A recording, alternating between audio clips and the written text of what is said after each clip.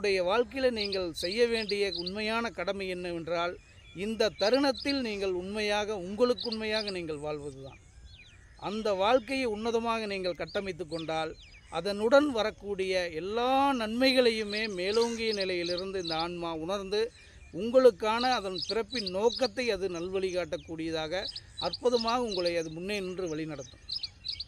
அதன் பாதை அதனே வழிநடத்தக்கூடிய ஒரு தன்மைக்கு நீங்கள் உங்களுடைய மனசை விகாசமாக ஒரு வெளிப்படைத்தன்மையுடன் அதற்கு பாதை கொடுத்தீர்கள் என்றால் போதும். இந்த குழப்பங்கள், சிந்தனைகள், ஆசைகள், மேலோங்கிய நிலையில் இருக்கக்கூடிய அவசர நிலை, இந்த குப்பைகளை எல்லாம் போட்டு மேலோங்கி வரக்கூடிய அந்த ஆன்மாவை மீண்டும் கீழே இழுக்கக்கூடிய நிலைக்கு தள்ளாமல் இருந்தீங்கனாலே போதும். அது மேலோங்கி வந்து அதனுடைய பாதையை அதுவே கட்டமைத்து அதன் வழியாக இந்த உடலை வைத்து, உயிரை வைத்து அதனுடைய நோக்கத்தை இந்த பிரபஞ்சத்தில் நிறைவேற்றிக் கொள்ளும். அது அற்புதமான